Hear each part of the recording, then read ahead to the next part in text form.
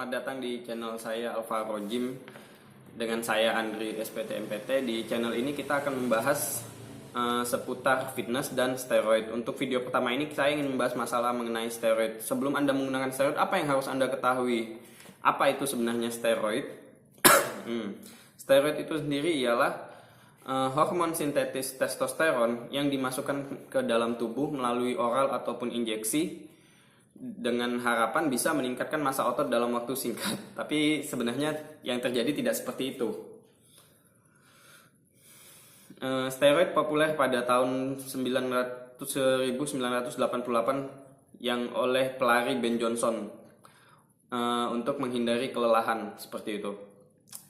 Apakah semua binaraga menggunakan steroid? Ya, bisa dikatakan ironisnya seperti itu. Kalau bicara masalah steroid dalam dunia binaraga, sepertinya lucu untuk mengatakan si A menggunakan steroid untuk mendapatkan massa otot. Itu sama saja seperti membicarakan balap sepeda di Tour de France menggunakan sepeda seperti itu. Jadi merupakan sesuatu hal yang lucu. Apa saja steroid yang populer di kalangan bodybuilder dan atlet-atlet main fisik? Sebagian dari kita mungkin sudah pernah mendengar anabol, dibolik seperti ini.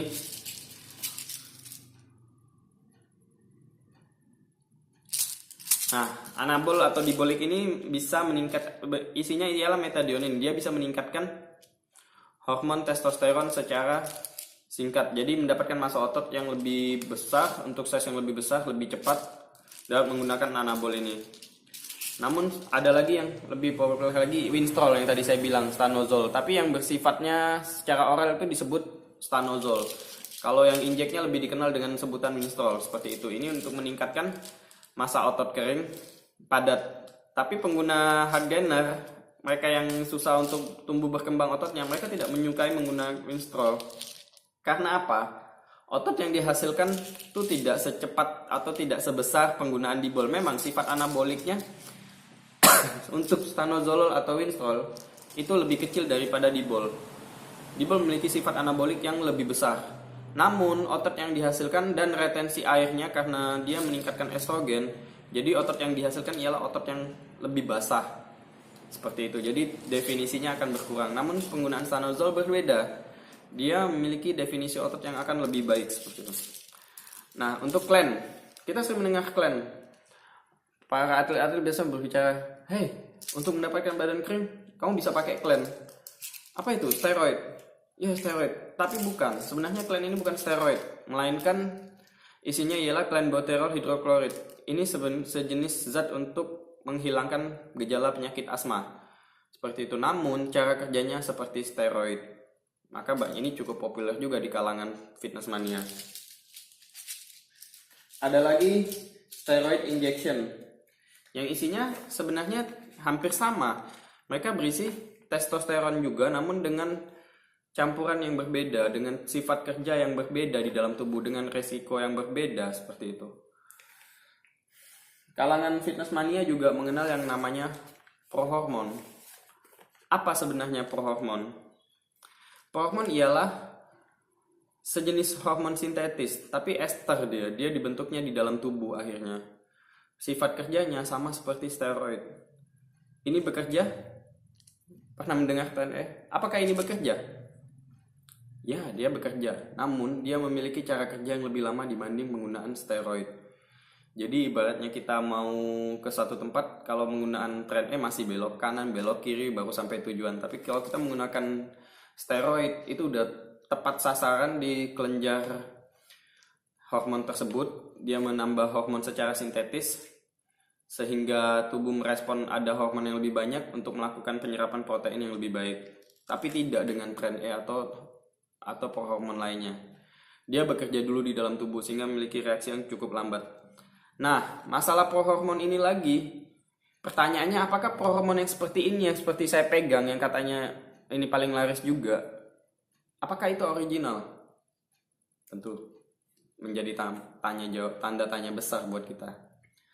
Karena Iron Labs sendiri yang beredar di Indonesia tidak seperti Iron Labs yang beredar di web. dari zaman tahun 2008-2009 saya udah menggunakan barang ini. Saya cukup pernah menggunakan barang ini.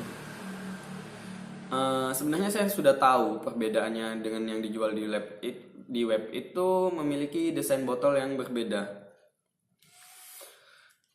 dengan web yang aslinya di luar negeri. Jadi sebenarnya keasliannya ini diragukan.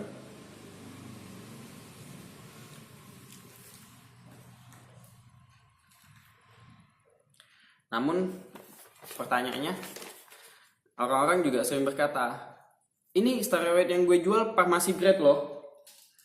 Steroid yang gue jual farmasi grade. Emang desain diciptakan untuk manusia. Steroid yang si A jual itu original. Yang dia jual itu palsu. Is that true? Ternyata tidak, sayangnya. Steroid tidak ada yang diciptakan untuk manusia.